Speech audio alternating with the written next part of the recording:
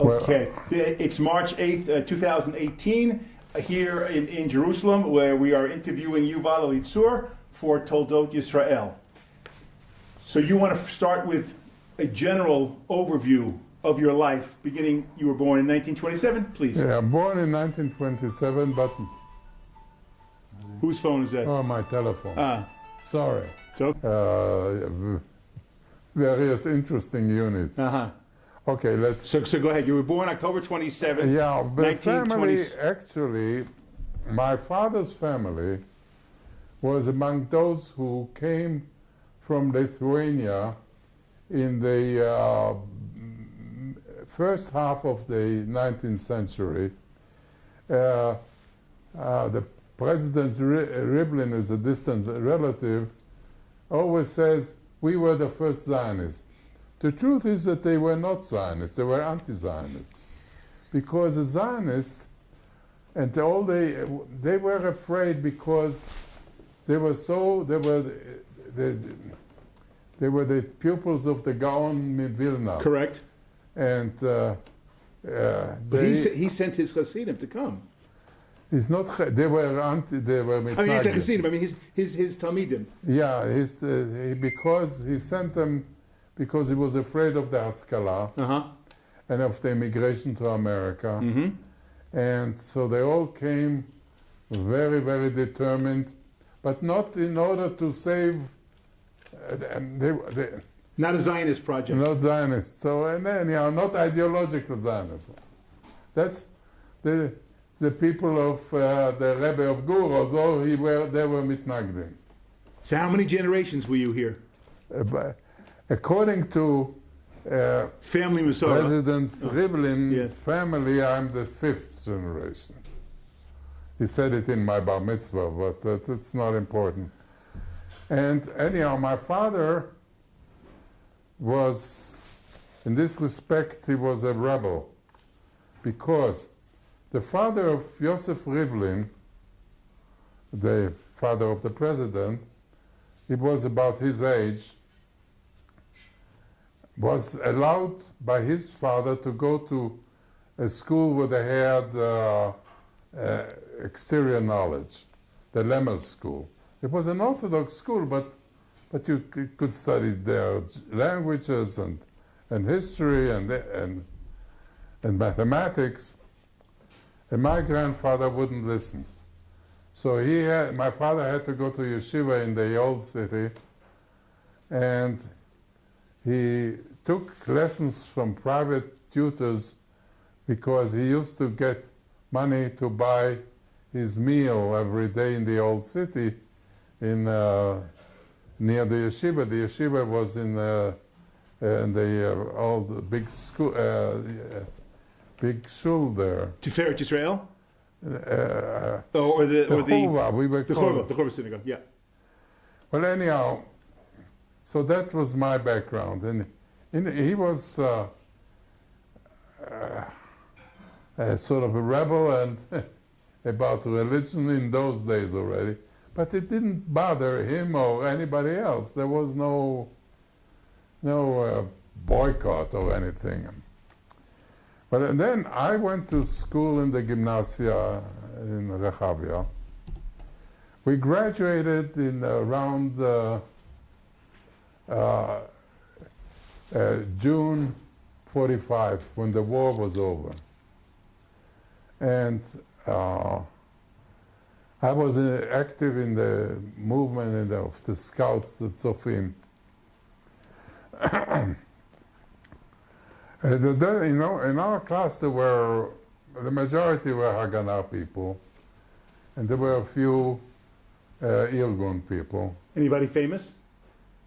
What of the? In your class?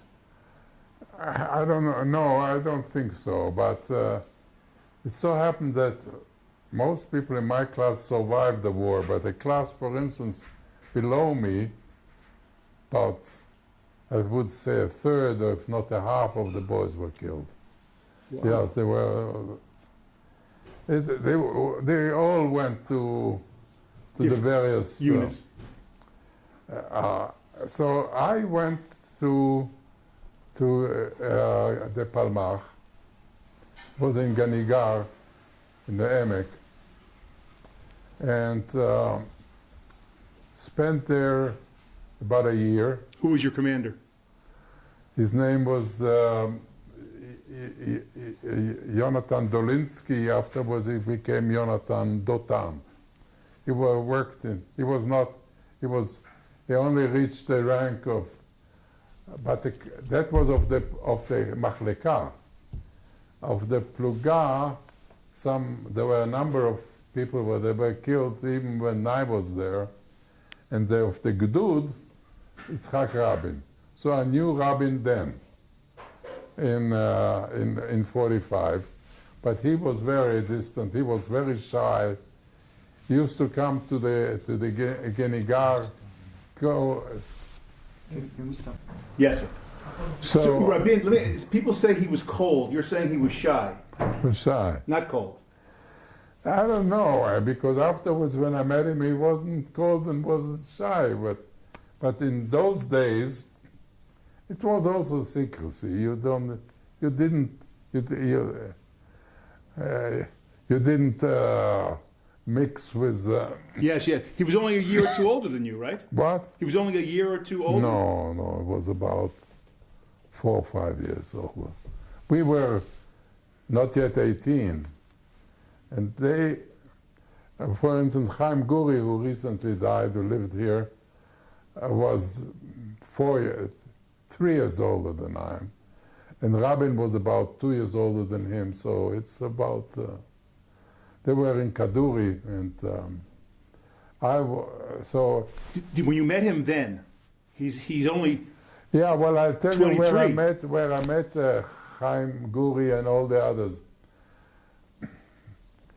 In about November of that year, I was sent to a course which was in Rutenberg House. You know, Rutenberg, the founder of the electric company, donated his house to Israeli youth. And the Jewish agency at that time used to make courses for groups, and as a matter of fact, in the Tzofim, I was there for several times. But I don't want to go into this because it's actually a formative course for me was when my Machleka, or Achshara, we were called, in order to not to look at the military, sent me there because I was organizing the parties, and I was sort of writing. Before, even as a child, I was active in the Israeli radio.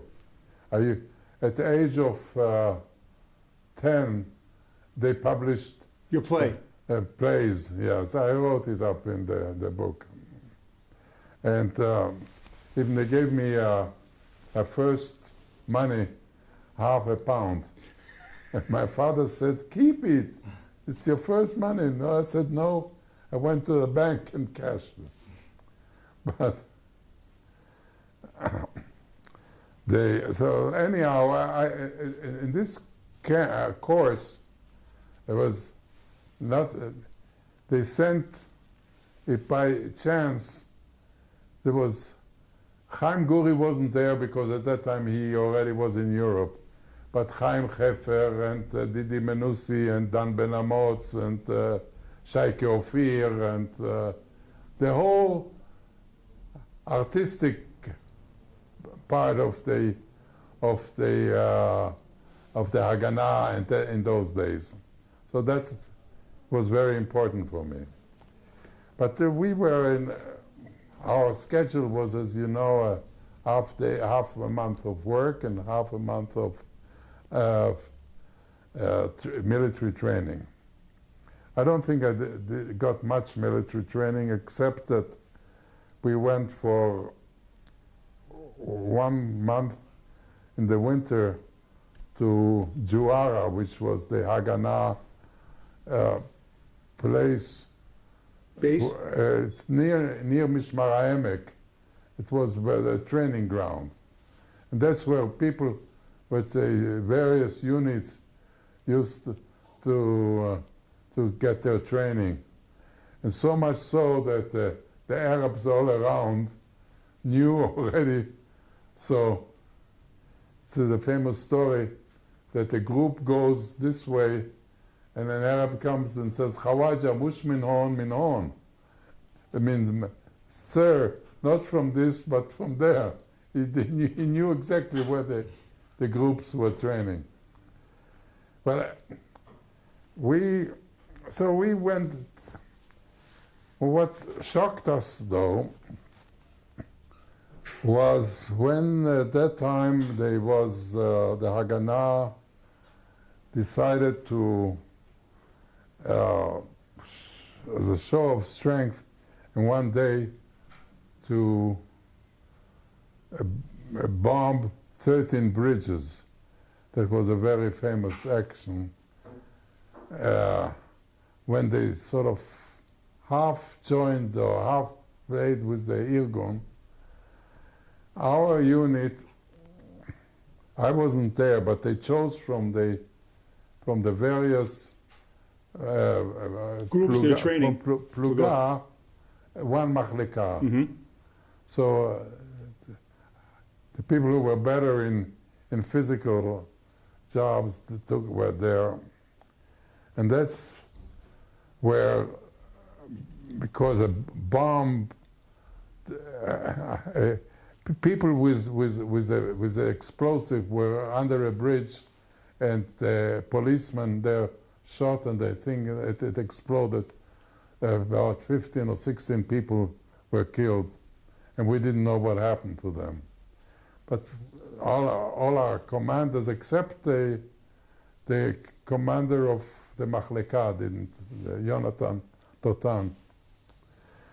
But then we went from, after a year in Genigar, we went to Afikim. And about half the people left already, and half because it was only for 1 year. And then I wanted to join, they established 10 kibbutzim in the Negev on Rosh Hashanah. What year? 75, beginning of 76. No, 76. 76. Kibbutz Hatzarim. Hatzerim, yes. And then they sent me from Hatzerim after a couple of months to Jerusalem to edit the newspaper of the Tzofim, of the movement, which was called Ayin Achon. And I used the time to study at the university. But I also, in those days, and this may be of interest, after the 29th of June, when the British of 46, when the British arrested as a reaction to the bridges and other acts, they mixed us up in tents in Genigar. We lived in a tent. It used to be a group of tents for the Palmach and a group of tents for others. But first the group came from soldiers from America. Machalniks. No, they were not Machal, but 46. GI Bill of Rights. 46 there was nothing. Right. Nechon. The GI Bill of Rights. And in my tent was a man who had a lot of influence in my life. His name was Bernie Popkin. He was a captain in the Air Force in America, and afterwards was a senior officer in the Israeli Air Force. His name was Dov Peleg. And and another one was was a journalist and also had influence on my life, was from Pennsylvania, Art Jaffe. And so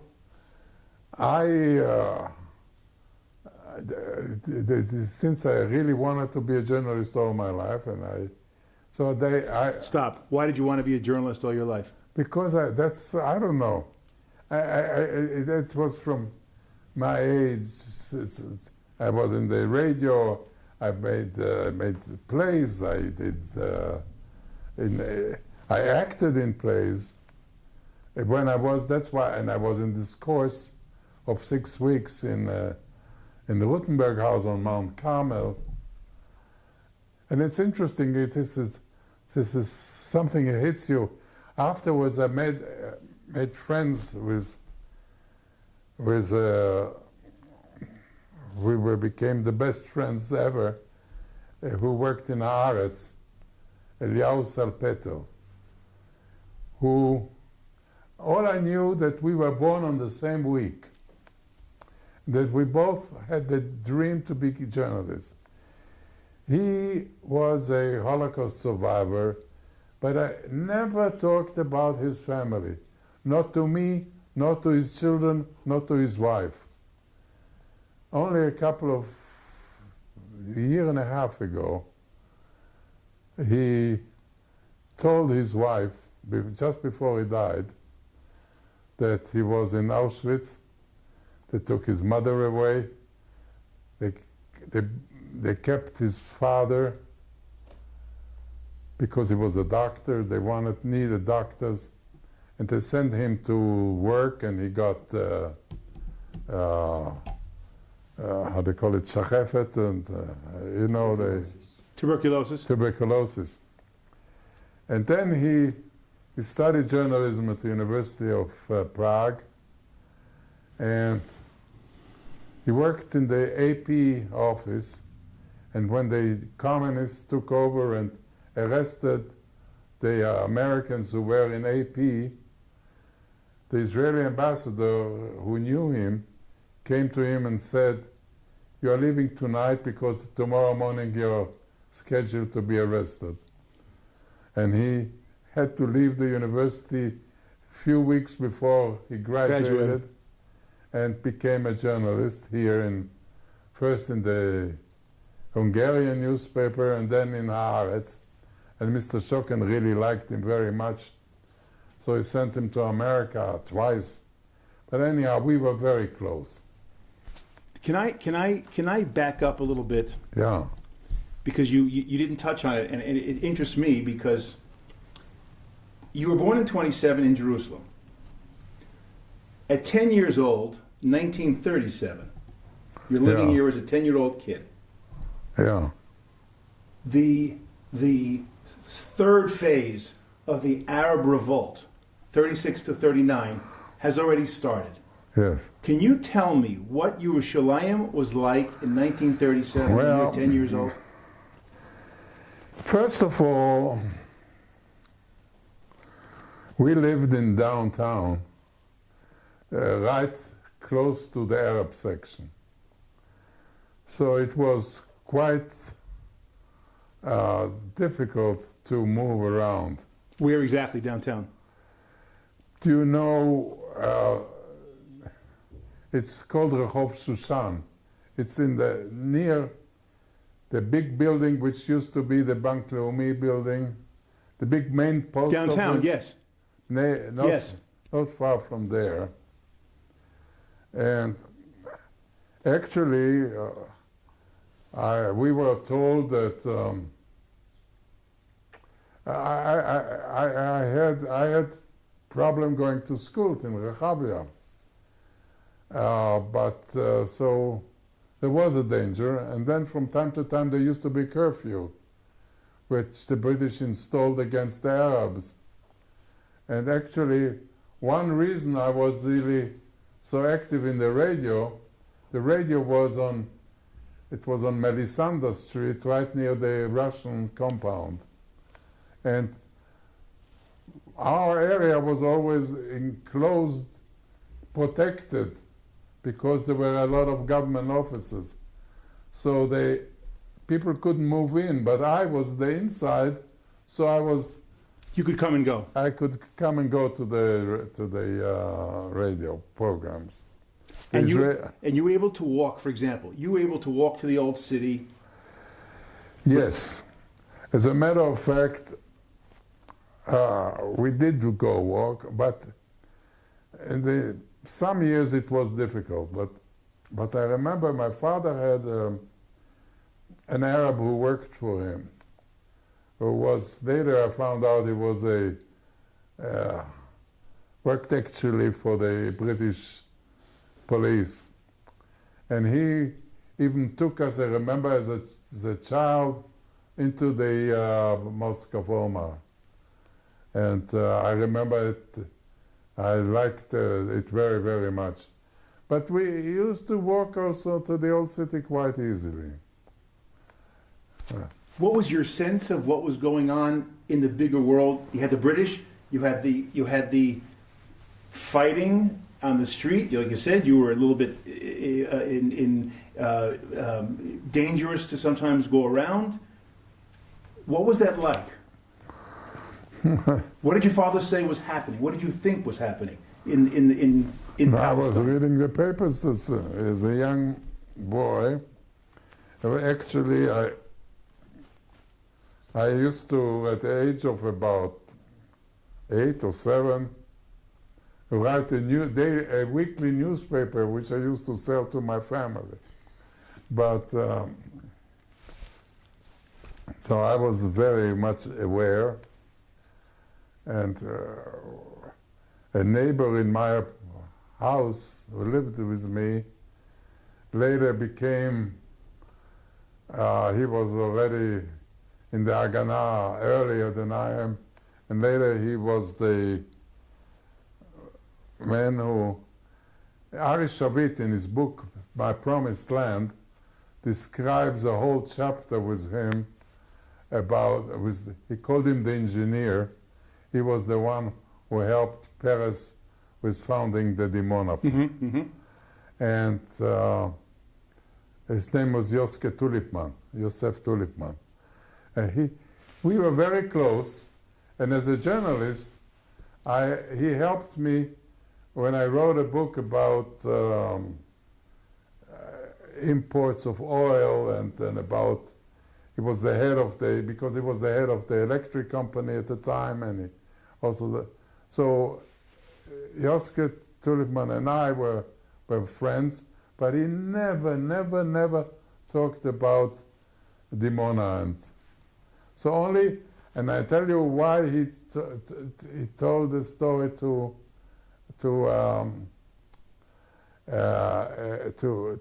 Ari Shavit, because Ari Shavit was the nephew of, after his wife died and her husband died, they, in the last years of their life, lived together in Tel Aviv. And so they were the British family of Bentwich. You know, Thelma Yellin and all that was, they were all part of this family. Okay. Did you remember, were any bombs going off when you were a child? Oh yeah, of course. But of course. What do you remember? We used to hear a bomb, and we waited afterwards to find out where it was. But I don't remember exactly more. Your father, would you say his politics? He was. He felt himself as with so much contacts in the Arab with his Arab clients and with the British Mandate people, that he was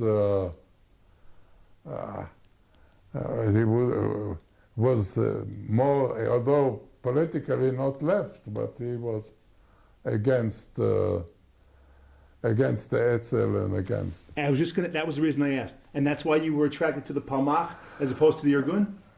No, because in school when I was, since I was in the Tzofim, we were already moving in that direction. Moving in that direction. Yeah. Last question on Rabin at that point when he was your commander. Did you sense that he had leadership qualities? I remember a mifkad, how they call it, when we all were brought together in Ein Harod, and how, first of all, the girls were rough. He was so handsome, but the way he talked and the way he behaved, it was fantastic. But I also knew others in the Haganah who were very... we grew up in school with Yigal Yadin's wife. Yigal Yadin, his father, and his younger brother was my schoolmate, Mati Sukenik. The father was an archaeologist. And so we already knew. As a matter of fact, I can tell you as a joke, it wasn't serious. A guy who afterwards was the head of the radio, Hanoch Givton, I happened to recognize him because I was in the radio, was the one who was supposedly recruiting for the younger Haganah group, the Gadna. And we were told to come at 8 o'clock at night to the Alliance School in Machne Yehuda. I don't know if you know it. Mm-hmm. And there they took in the classes they were open, and they took the chairs and they sort of through the chairs had sort of hooks, you know, and through that we shouldn't recognize the faces, and they had a Tanakh there and a gun. So I was standing outside waiting to be called in, and I heard them interview Mati Sukenik, who was later killed in '48 by an as it was a pilot. And they asked him, do you know what it is to obey orders and things like that, you know? And then they said, that you know that your brother is a senior in the Haganah? He meant about Yigal Yadin. He had another brother, Yoske Yadin, who was an actor in the Theatre Kameri. But Yigal was a senior brother. And Mati said, yes, yes, yes. And he said, and if we give you this gun, and we tell you that your brother is a traitor, would you go and shoot him? So he says, yes, I obey orders. I heard that, and when I came in, it was my turn, they asked me the same questions about, not about Yadin, about obeying orders. So I said, yes, but what you asked Mati Sukenik about his brother was a lot of nonsense, and I wouldn't do it. So they said, so they kicked me out, and they said, don't come in again, we don't want to. And so I wasn't, since I was very active in the Tzofim, and I had this big job, I didn't care if at the age of 16 I wasn't yet in the Haganah. I knew that I will eventually join. Right. I forgot, by the way, to mention on tape, your original name was Yuval Silberstein? Yeah. J-U-V-A-L? That's how it was spelled in the paper. J-Y. It was Y-U-V-A-L, Silberstein, S-I-L-B-E-R-S-T-E-I-N. Yes. That was your father's name. Yeah. And that, I don't want to go into that. That also had a history, the name, and that's why I wasn't very... But you know how I got my name? No. On the 29th of June, '46, the British went into Kibbutz Mizrah, which was in the Emek, just opposite Genigar, and they got the whole file of the Palmach, all the names and all the dates and everything. It was that was actually the biggest blow the Haganah got, much more than anything else. So because there was no digital filing at that time, and so they had to give false identity cards to all the Palmach people. And I got, they kept the name Yuval and they gave me the name Elitzur. And I was about 17 and a half or maybe 18 and came to Jerusalem, was very proud with a false identity card, showed it to my parents.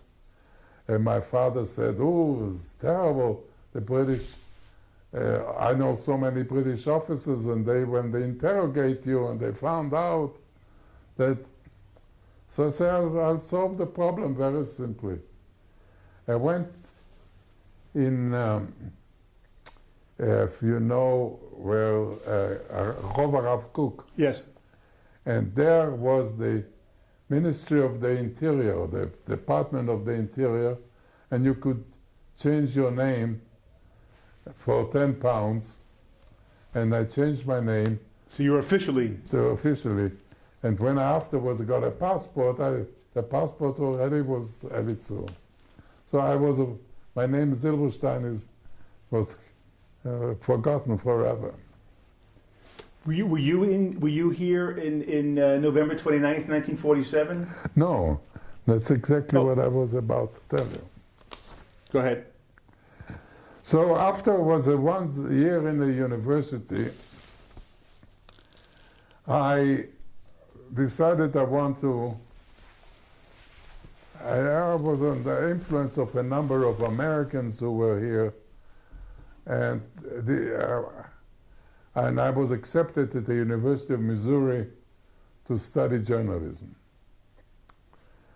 So I spent the summer in America and went to a number of Rabbonim camps, and at that time also the General Zionist had Plugat Aliyah, and Bernie Popkin was among the leaders of Plugat Aliyah. So I went to their Chava and I spoke there, and then I went. How did you know English? Somehow I spoke already English at that time. You must have spoken Arabic as a kid as well. No. You did not learn Arabic from the street. Well, I tell you the truth why I didn't know Arabic, because my Arabic teacher at the gymnasia was Mr. Rivlin, and he was a terrible teacher. You know, I tell you a story that I read in Haaretz, which our president wouldn't like. But Haaretz said that, you know, when he finished high school, he was sent to Germany and studied there. And since he thought he knows Arabic, he also taught Arabic. He translated the Quran into Hebrew. So Bialik was at that time, it must have been in the 1920s, Bialik was, among other things, he had his own publishing company, Dvir. So he wrote to Rivlin and he said, "I would very much like to publish your translation of the Quran into Hebrew. Please send me the draft."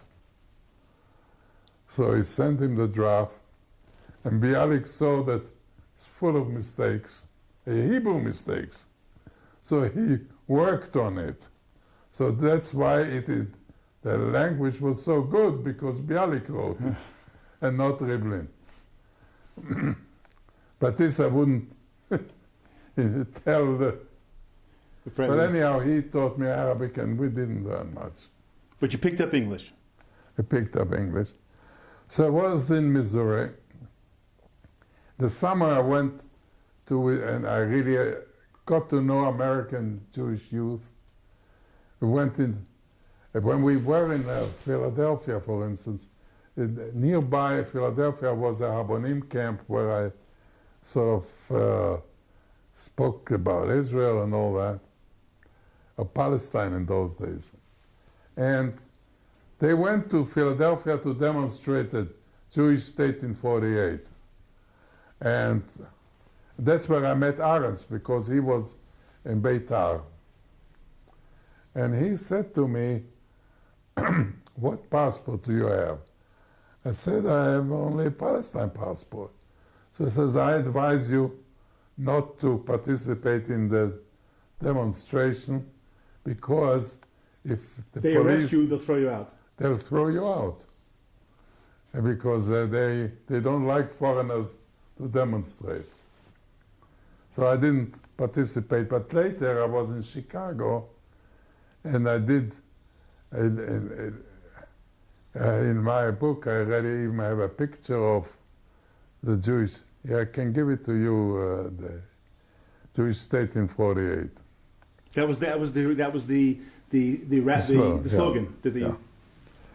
So then I was in, that was may have been later, because I was in Chicago.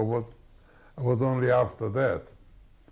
Then in Missouri, I met through my work in the summer, was a very close friend of mine who died recently, Hillel Shuval. His name was Schwefel at those days. And he was active in Habonim, and we were very close, and we had an ISFA chapter. We both had debated two Arab students before November, and had a big story in a magazine then, Collier's magazine. Collier's, yes. Yeah, they gave us a big story and a big picture, which I still have. And so then on the 29th of November, I went with Hillel to Chicago from Missouri, and that's where Golda spoke. That day? Yeah. A week later, I got a message that a very close friend of mine, who was with me in the Palmach, was killed here in Jerusalem. And I decided I don't have the patience to study without anybody telling me. I didn't get a letter or anything. I notified the university that I'm quitting. So Hillel had an idea. He was active in ISFA, Intercollegiate Zionist Federation of America. And they had a meeting of the SECs, I don't know exactly what, their committee. And they were promised that they'll get a shaliach. They were at that time, they had 10,000 members all over America. They were the biggest youth movement there. So we went by bus to Cleveland, and they were told, look, if we get you an official nomination, and if you get a deferment of your draft in Israel, would you agree to be a shaliach? So I said yes for 1 year. And then what really convinced me was, apart from just being a shaliach to a Zionist movement, I was notified by the Haganah that I should mobilize American Jews in the universities who just finished the war as pilots and To come join. yeah. This was, in those days, was my main job, my real job. What was the pitch that you would use? If you don't come, we may not exist. That's all. And I tell you also what, one of the problems I had to, when I talked, you know, it took one person a night. I was in University of Minnesota, in Chicago, various universities, and in Wisconsin, in Madison, Wisconsin. And they said to me, you know, my parents could not afford to send me I'm studying on the GI Bill of Rights, and if I stop here, I'll lose my rights. I lose my rights. And yet, there was a fantastic response, which, you know, I can't even understand today, except that soon afterwards I met all those people in Israel because I came back. But there was, for instance, one who was not a pilot, but a electronics man in the Air Force. And when I came back to Israel, he already was a Sgan Aluf, and he stayed in Israel. How did you get all their names? How did you know who to go look for? The ISFA people gave Okay. me. And how many would you say that you convinced to come? I can't really tell, because I'll tell you, the office in New York did not work. They had an office which was on an organization called Land and Labor. Have you heard of them? It sounds vaguely At the familiar. McAlpin Hotel, Okay, you know, yes. McAlpin, I know. opposite Macy's. Yes. There was a guy who was a colonel in the British Army, an idiot, who was in charge of that operation. And all my job was to tell them, go to New York. Right. So I think that some of them went to New York and did not go to Israel because of the treatment they got in New York. So I can't boast, but I think if I try to be modest, I think at about 10, 12, that I was the direct influence. A lot of people heard the same thing without me. There were other people. Yes. What kind of questions were they asking you? Well, I told them about the Palmach, and I told them about the Haganah, and I said, we have no Air Force, but I hope... I didn't know about the Czech deal, because in those days, in the beginning of 48, it wasn't yet known. And I got some information, but not really. You know, again, the office in New York was completely... Useless. I can't even blame them because of the communication, and you had to couldn't have the full trust and all that. By the way, on November 29th, you heard Golda Meir speak that day? Yes. What did she say? That was before the vote or after the vote? That was after the war. After the vote. What did she say? She said that we are about to start a big war. She wasn't telling anything sweet talks, and it was a little bit, you know, she spoke one to the whole crowd and one to this part of the crowd, and you know this. And I had only a weekend. I couldn't take off longer. I was still a student at that time. So, the lady who was the president of ISFA in those days, her name was Yuval Elitzur. She went and became a member of Gesher Aziv.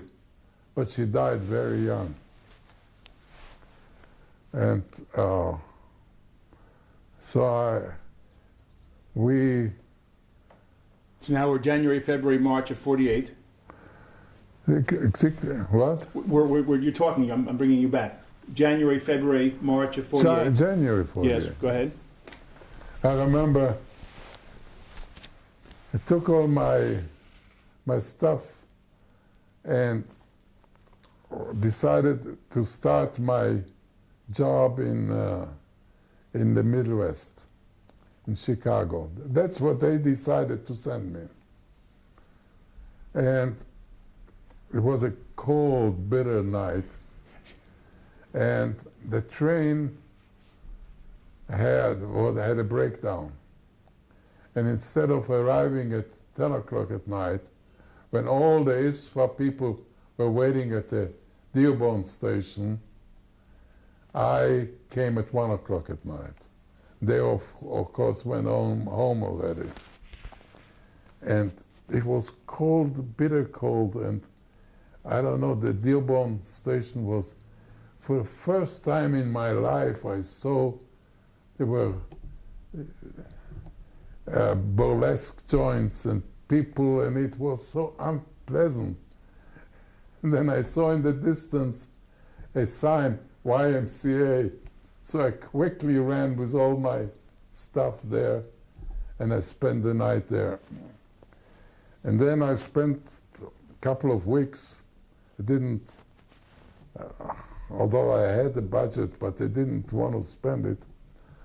At the house of a friend of mine, Emmanuel, at that time Fagin, but soon afterwards Tzipori, who went to the foreign ministry. And his father was a Hebrew teacher at the University of Chicago.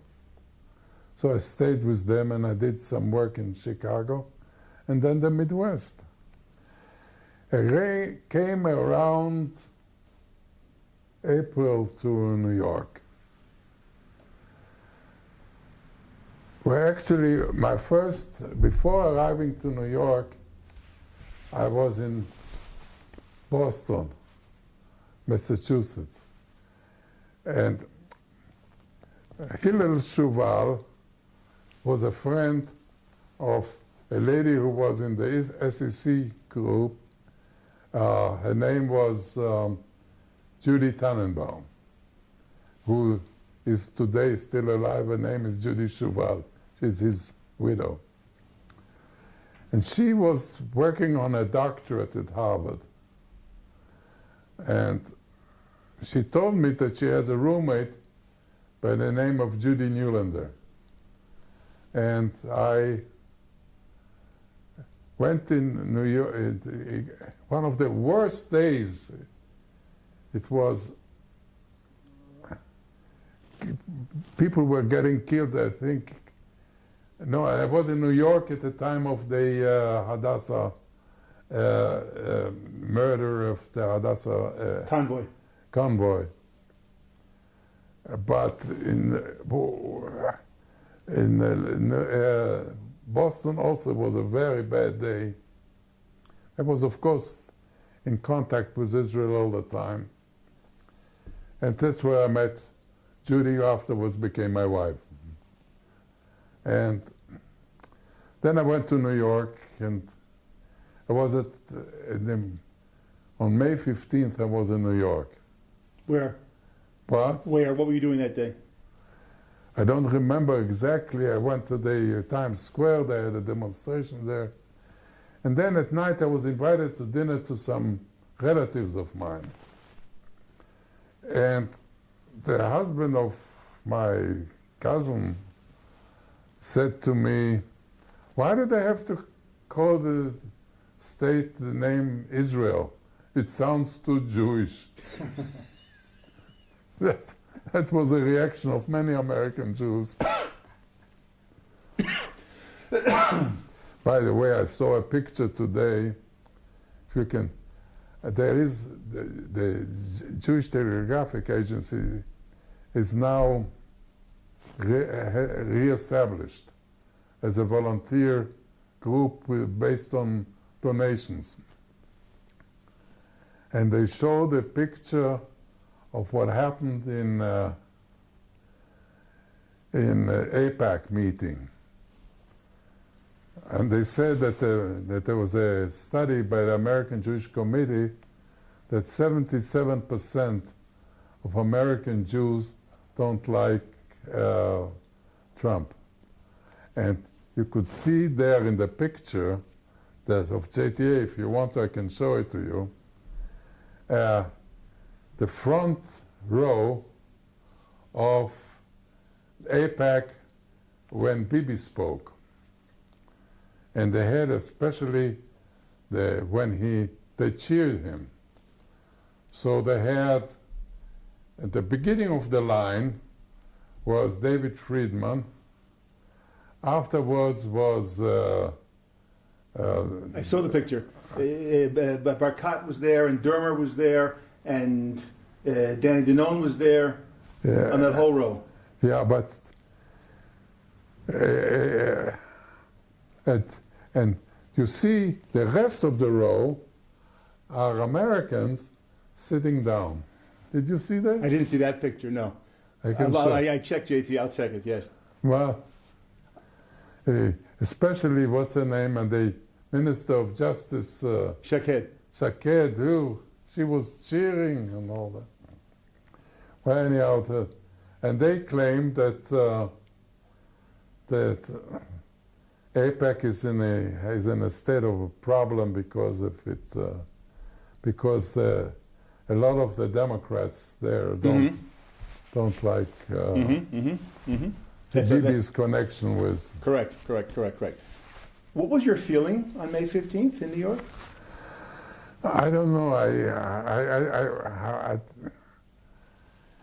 On one hand, I was so busy with the details that the big things I didn't feel it. The demonstration in Times Square, that was a pro-Israel... Oh, yes. Were they dancing? What? Were they dancing in Times Square? Dancing. Were they dancing in Times Square? Dancing. Don't remember. It was also a little bit of a wintry day there. And I felt, was away from my family, away from my friends in Israel. And it was not a happy day for me. I did not go dancing and anything.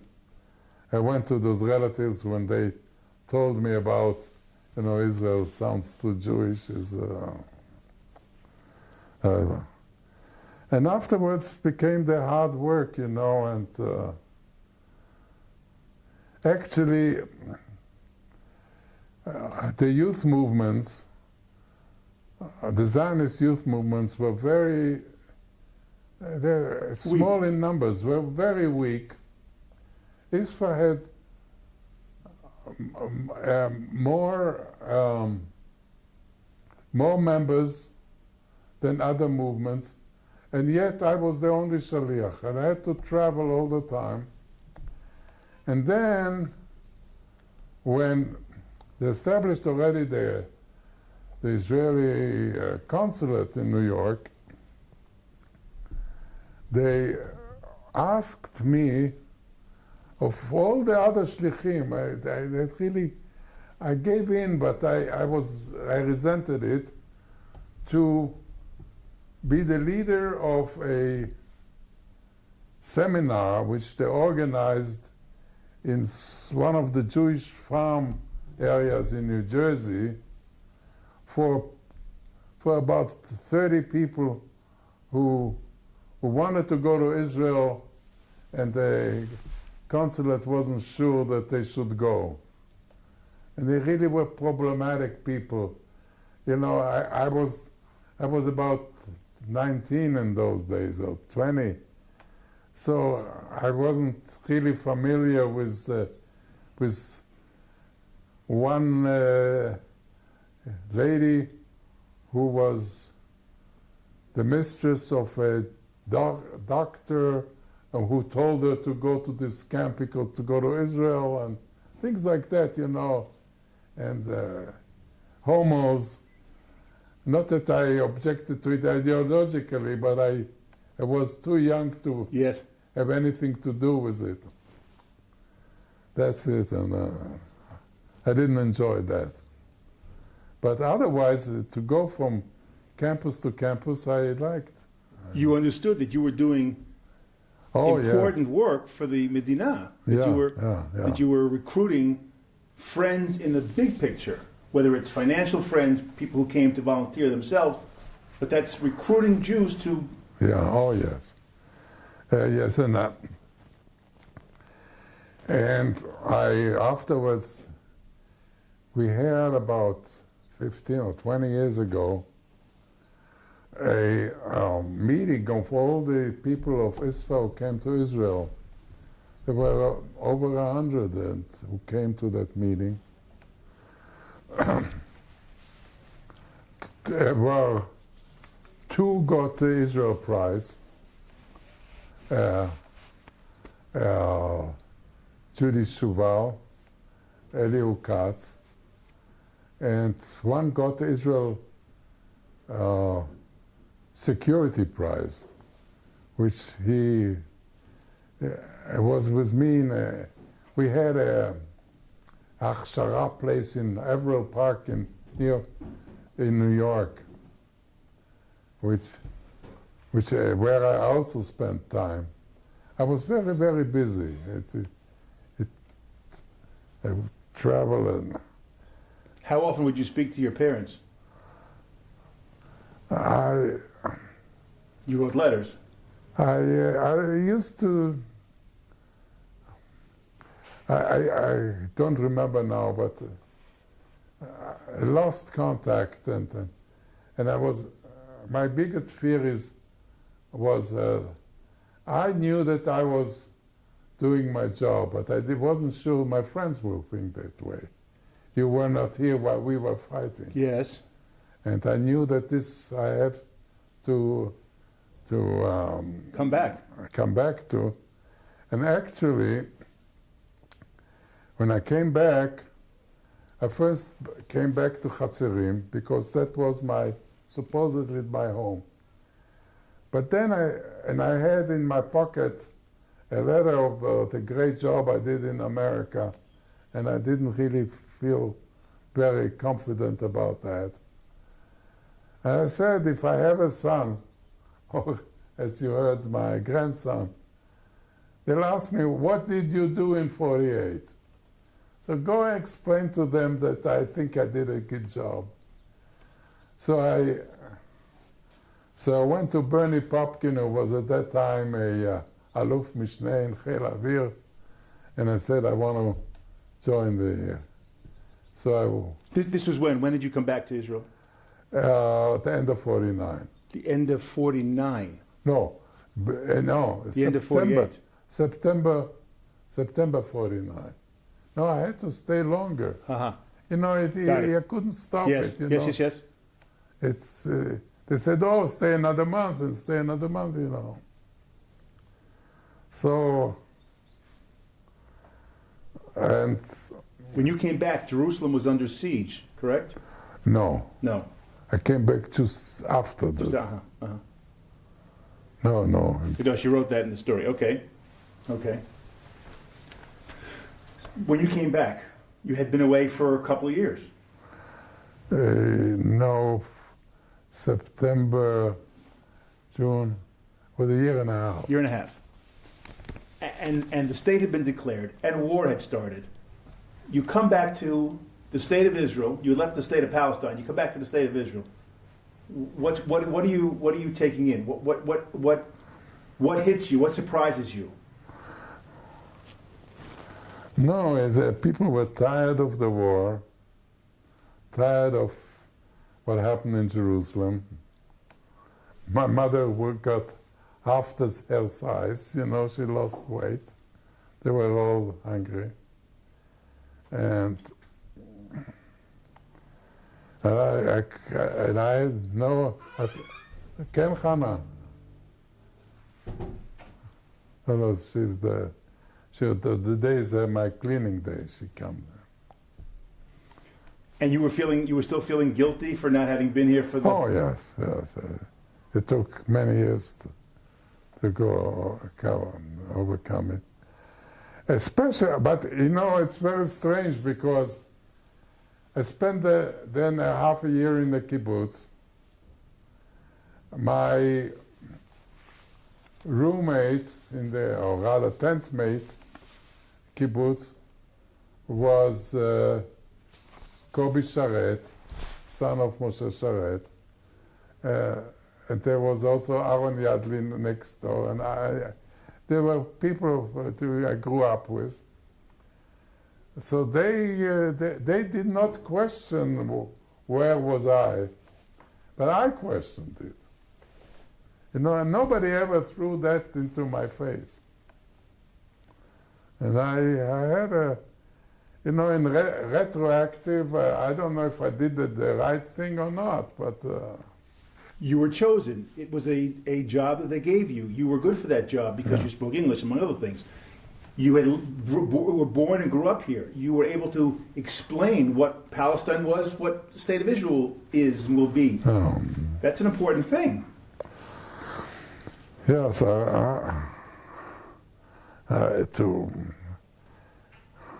afterwards, and a lot of people came, not directly through me, but only last week, a friend of mine died, and I had to pay a shiva call, and I met his daughters, whom I never met before, and they remembered even the way their mother I met in the University of Syracuse, and I talked to her about Israel, and she's dead, the mother, and those girls look exactly like the mother. You know, it gives you a very strange feeling. Yes. And then they sent you back to Europe as a shaliach? No. You weren't in Europe, okay. No, I was not in Europe. So when you came back, you I stayed? studied until I got my BA. Right. And then in the meantime, my connections with my wife have materialized. And we were married in New York in '53. But that I had a BA, and she was working at the embassy in Washington. And you went to the Columbia J School? Yeah. And I enjoyed it very much. And I got back. I had a job in Haaretz, and she had a job in the foreign ministry. And then soon afterwards, our first daughter was born, and then our son.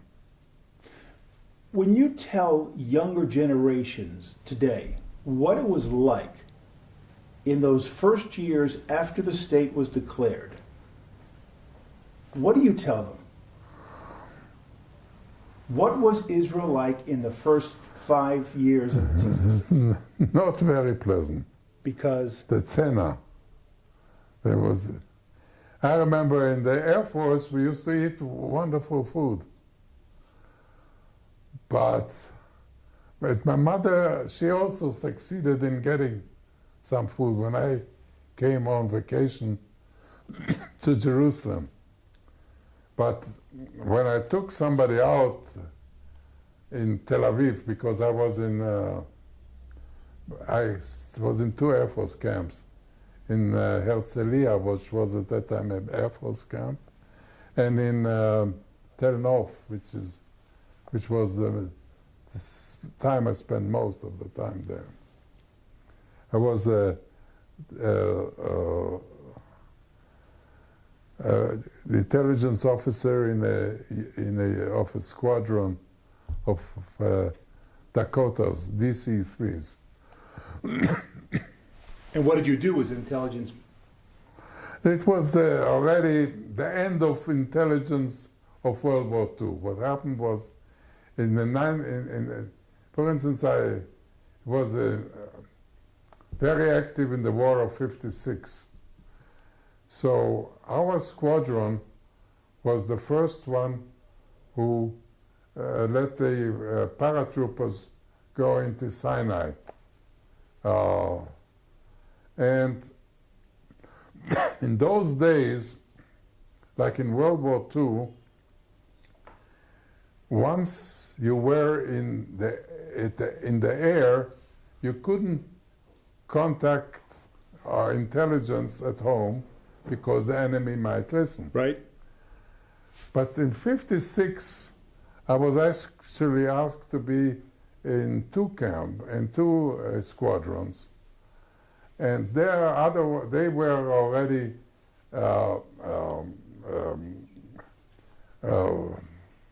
there were fighter pilots. Shalom.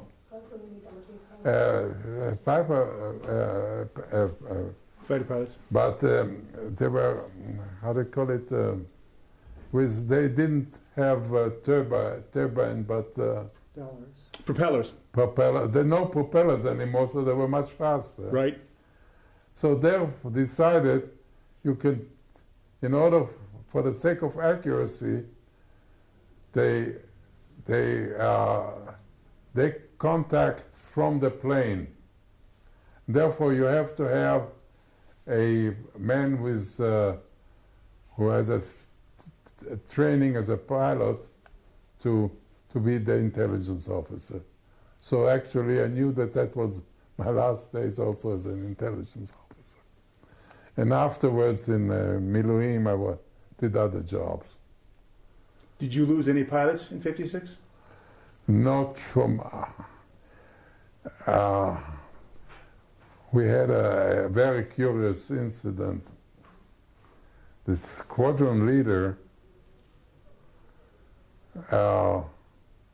became very, I don't know, he had some mental problems. And the next day when he was supposed to go flying, they took him straight into hospital, and I think that was the last he ever flew. But that was all. You know, all the pilots had to come to me, and I used to ask them those questions, and they signed and everything. And they all wanted to know, everybody else, how was it, and what did you see, and what that. So Dan Tolkovsky was at that time the commander of the Air Force. He said, let Lieutenant Elitzur do his job. Don't come into the room. So I interviewed all those people, but it was actually not very important. And you worked at Ma'ariv for 35 years. Yeah. What were some of the major historical events that you covered? No, I was an editor. I was economic events.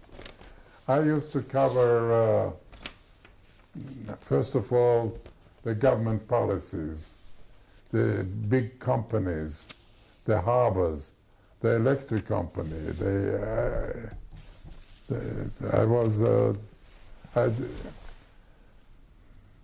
I hardly went out in the field except if there was an opening and things like that, but otherwise I had a crew of about 5 reporters with me. And how did you get the job as foreign correspondent for the Washington Post? That was very... Ma'ariv used to buy the Washington Post service. Mm-hmm. So the economic editor of Ma'ariv was a Jew who came here to visit his family. And there was something has happened in Lebanon. So he went to Ma'ariv editor and he said, can you have your reporter tell me what is the story in Lebanon. Don't remember even what the story was. So I helped him. And he came back, and he must have talked to Ben Bradley, and he said, I met somebody in Israel who may join the paper. So they invited me to come there. And Mrs. Graham said to me, and I first talked to Bradley and seemed okay, but then he sent me to Kay Graham. Mm-hmm.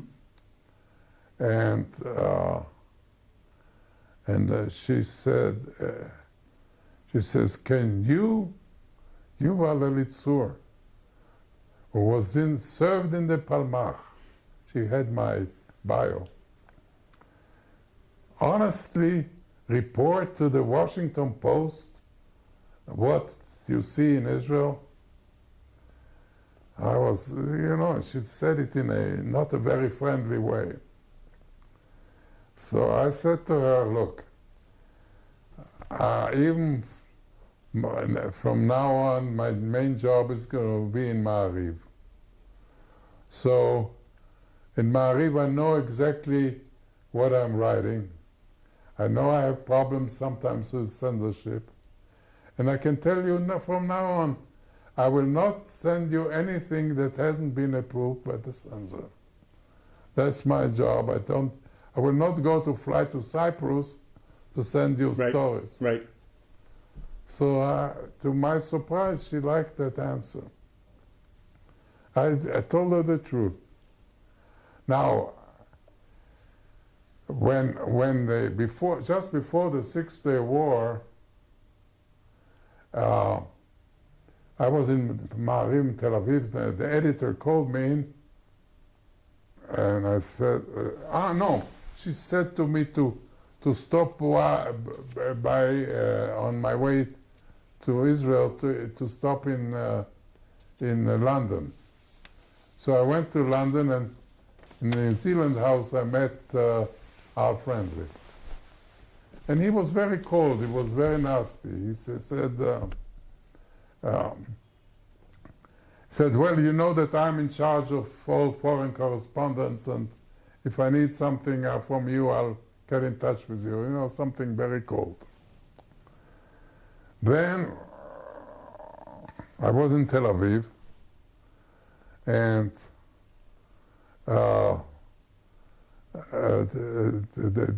the editor called me in and says, oh, Mr. Friendly, here he sits on my desk. Friendly, first thing he did, so he went to Ma'ariv and says, I don't know if there's going to be a war, but I want you to be with me. So Friendly said, your job now is more important with the Washington Post. He told me in Hebrew while Friendly was sitting there. So be with him. And so I decided to stay in Tel Aviv. And I had a number of stories in the paper even before the war started. But the day the war started, I was in Jerusalem. So I could cover it live, and the street was thrown, they were shelled. And I had in my car, I ran back and forth. And at that time, the censorship and the army press office was on Cheshin Street. It's the entrance to the Russian compound. And I went there, and two journalists, one of the Los Angeles Times and another one from another paper, I don't remember, said that we crossed the border from Jerusalem, Jordan, but the first night, when there was the big fight in Givat HaTachmoshet. But right now, we have to go back to Jordan. So, would like to take us through the fighting place? So I decided if I don't take them, they'll say, he's a coward, is this and that. So I took them to the Mandelbaum gate, which was still in our end, and there was shelling, and it wasn't very safe, let's say. And they smuggled themselves into the Jordanian part. That's one of them afterwards was killed in Vietnam. Huh. But I didn't know that. And you also, sorry. And then the day of when everybody came to the Kotel, I decided I have to go there too. So I went to the checkpost where the journalists were allowed in, and Chaim Herzog was there. He was, so I said, I want to go there. And he said I would, and my wife was also in the car. She also wanted. So he said, well, I don't know if we have so many journalists there, and it's a little dangerous and all that. And so he said, but here are the parents of Moshe Dayan. Can you take them? So I took them in the back of the car, and we came to the Kotel just when Ben Gurion was there. And the whole thing reminded me of the days I knew the Kotel As from a kid, before the right. war. And then my wife wanted to be on Mount Scopus, the university. And the streets were really, I wouldn't say covered, but there were a lot of Shells. Dead Jordanian soldiers. And it wasn't a very pleasant sight. Also, the Temple Mount had bodies. You sensed this is an amazing day. Oh, yeah.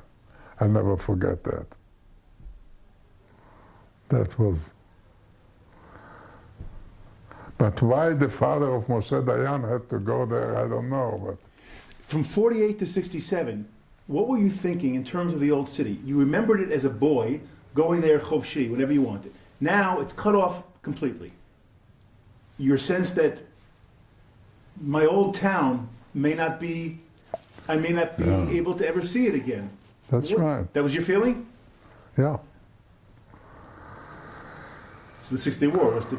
Yeah, well, it was I don't know, since then so many things happened, I don't remember exactly. Okay, I want to ask you one other story. The story of you fighting the Coca-Cola boycott. Yeah. Tell me that story. Well, actually, You were working in the consulate in New York? no, Oh. yes, what happened was that in my journalistic career, I had to fight myself because I also liked the Misrad HaChutz career.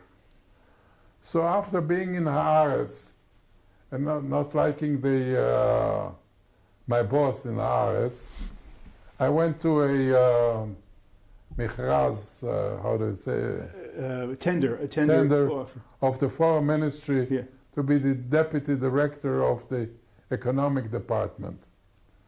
So I won the job. And that's when I started working on oil, and I was in charge of, that was immediately after the 56 war, and I was in charge of Eilat, of the import of oil. I started getting interested in the whole thing, And oil brought me also to the Arab boycott, and that was of interest to me. So there was I don't know if I remember. I went with my friend Sir Peter that I mentioned before. We went to East Africa, and it was just before Africa was liberated from the European colonialism. So when I came back, I was offered a job in the foreign ministry. They couldn't send any diplomat, but I thought that I could be sort of a head of an economic company or something like that. Well, at that time, my wife put her foot down and she said, with two little children, I can't go. And although I told her that the schools there in English, but Africa was out. So a couple of years later, they gave me another offer to be a consul in New York in charge of the Arab boycott. Why New York and the Arab boycott? Because car companies boycotted Israel. The Japanese car companies boycotted Israel, and the Jews many of them were importers of Japanese cars. And the idea was to influence them, to influence the companies. Yeah. Very good. So I came there and I started working on this angle with the help of ADL and American Jewish Committee and all the other companies. And then it occurred to me through the ADL people that by the fact that Coca-Cola was boycotting Israel, it affects also Israel, because an American tourist will come to Tel Aviv, sit in the Hilton in Tel Aviv, and will ask for a bottle of Coca-Cola. They'll tell him, no, Coca-Cola is boycotting Israel. So at that time also, the people of Tempo wanted to get the rights. The rights. And I was working, although I was only a consul and there was a consul general, but I worked very close with the ambassador, Abe Harman, whom I knew from my days at Shlichut because he was in the Jewish Agency Youth Department before that. So that's how I knew him, and we were close together. And he says, we don't need Coca-Cola. Our orange juice is just as good. And you argued. What? You argued. Yes, what happened was that Nathan Hot Dogs said that they'll boycott the hot dogs if Coca-Cola, the Coca-Cola, if Coca-Cola doesn't give us the rights to. So, and one Friday afternoon, I got a phone call from the president of the American Jewish Committee, who was a Southerner, who was friendly with Coca-Cola, that if we give the franchise to Feinberg, Abe Feinberg, will Israel oppose it or not, or anyhow? So I called the ambassador and he says, you see what you did? I can't stand Abe Feinberg. He's just a... And we can't say no. We can't tell Coca-Cola whom to appoint as their... to give the franchise. So I said yes. And then all the Jewish organizations announced that they stop their boycott. And the same night I was invited to a dinner, and I saw some Israelis who was a big investment company that I knew that was broke. So they told me that they already bought the license from Abe Feinberg. I don't know how much they paid him, but must have been a lot of money. But they immediately, 2 days later, sold it to the guy who is the producer today, also without my knowledge. So I wasn't really, the only, I didn't get one bottle of Coca-Cola out of it. But I got a letter from Sapir, who was the Minister of Finance, to thank me for the job. And of course the ADL people were delighted, but I couldn't do it openly. Yes, yes. Once again, your service to the country behind the scenes. Yeah, that was the job. Apropos behind the scenes, I was in Iran. Oh, I didn't know that. Yeah, Go no, ahead. I was, and at the time of the Shah. Mm-hmm. And the Israeli ambassador at that time was Uri Lubrani. Who just died, right. Yeah, and he was a terrific man. The fact that really nobody came to his funeral is fantastic. And he drove, he had a driver and a security person in the car. And we passed by a building and I said to him, what is this? So that is the office of Nimrodi, who is the military man here. Attaché here. And I can't tell him anything, but this man is ruining the name of Israel. He's selling arms to the Shah, making millions on commissions, and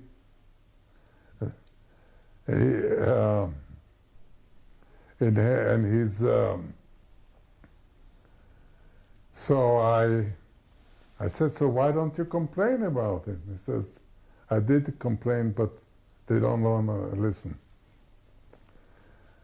And he was very depressed on that subject. Actually, so it's just that he died now, Yes. and I'll go to Tel Aviv to his Shiva Kol, although he didn't know his family. Only his wife was with him in Iran. But Nimrodi made so much money that afterwards he bought from the Jewish agency a real estate company, and you know, it was at that time some Americans were handling the business of the Jewish agency, and the people who ran the company were so, I would say, criminally neglectful. Do you know the Sansur building in Jerusalem? The Ben Yehuda, Yafo, huge old building. This was one of the main properties of that company that Nimrodi bought, and it wasn't even on the list. So they didn't even know that they're selling it. They paid him. He paid them about $2 or $3 million for the whole thing, and afterwards he became. So I left Ma'ariv because of Maxwell. I didn't want to have anything to do with Robert Maxwell. I knew that he was a cheat. And But he helped Israel in 48. who? Maxwell? Yes. No. Why was he buried on Har HaZeitim? Because the government was stupid enough to be impressed by him. Uh-huh. He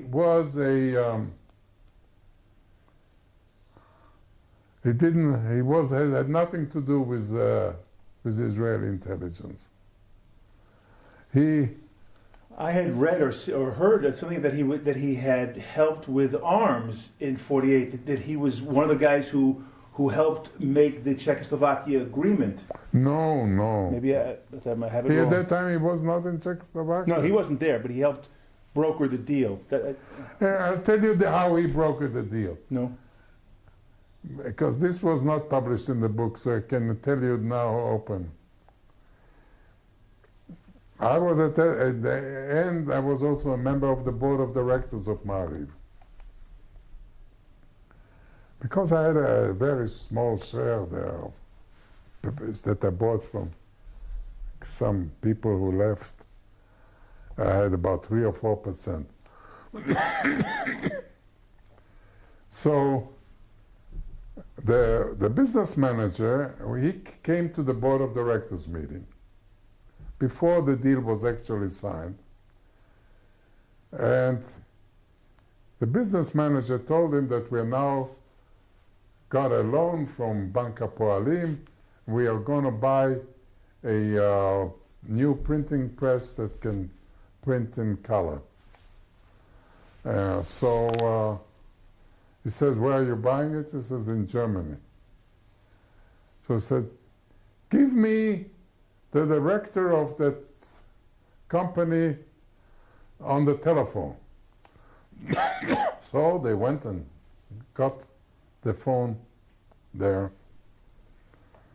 So he speaks to the manager in very good German. He spoke all the languages as if he was born in the languages. He said to him, I want you to give it, I don't know what the price you made to Maariv, but I'm sure you will have to deduct 10%. So the man asked him why. So he says, because of what Hitler did. So I heard that, I decided with that man I don't want to do business. Okay. No, I already had decided in advance, but this one. So actually, this was a big sacrifice because that was my end of my career in journalism. I never did, I wasn't ready to that. All the people who are active now were with me and still around. Last question, my last question for you. Yeah. Okay? 99. No, you want... Oh, I'm sorry. No. Oh, his water, yes, you need some water. No. Because I've heard this copy, maybe you want some. You want some water? You're coughing. No, never mind. No, you don't want? No. Have it there, just have it next to you. Well, Just a little bit. Sorry. No, that's right. Yeah, we're gonna close here. okay, No, that's good. yes. So you've been alive and have seen the history of this country for 90 years. I ask you, what are the 3 most amazing accomplishments of the State of Israel? My amazing, I think, and this has some consequences, what I'm going to say now. Go ahead. Half the Jewish people alive today live in Israel. Correct. That means we don't have to say that this is our promised land and all that. We are here. All the arguments that you hear about laws to give us the, I don't know, they call it Chok HaLeom and all Yes. that, is idiotic. There is no, the British don't need a Chok Leom for them. We don't need a Chok Leom for us. There are 2 people living here, and I think that they 2 people have a right to live there. So to say that the Arabs have come recently or not is not true. You know,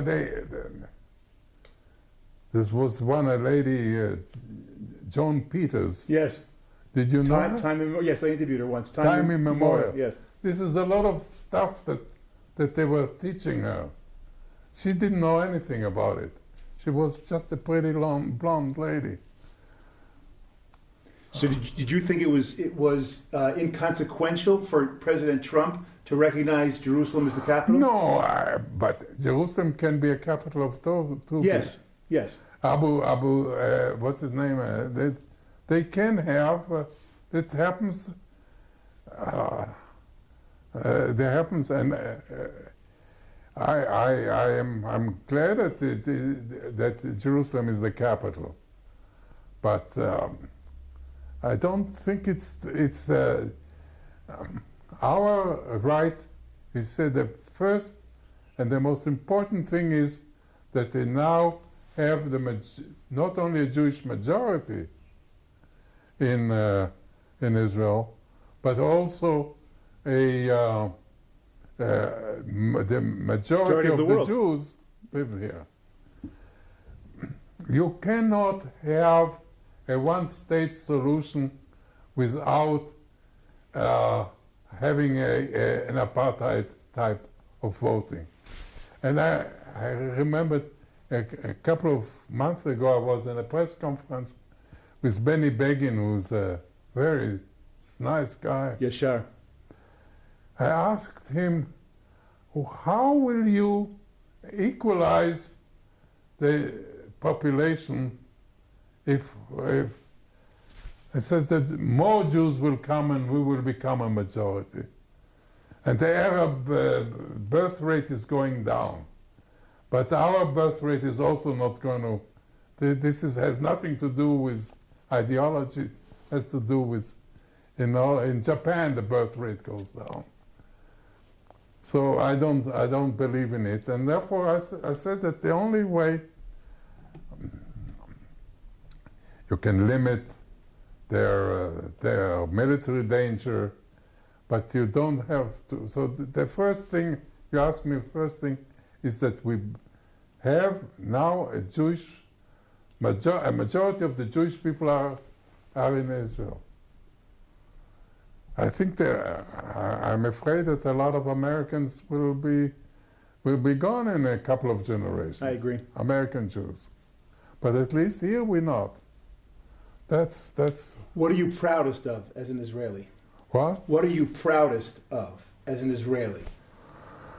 Proud that I think there's the language. The language is something. You know, the first time I was in Ireland, I asked people, how will I converse with people? So they said, well, what do you mean? The language is English. And it wasn't a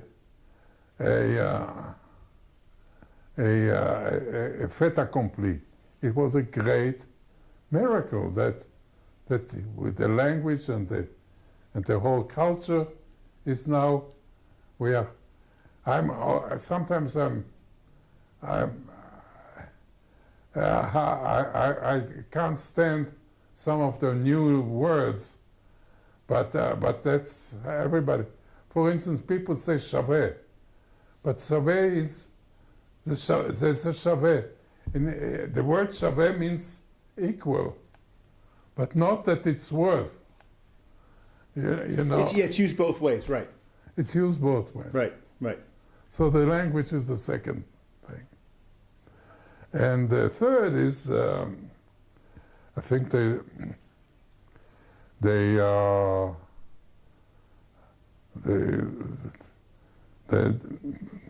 economy, the fact that we did,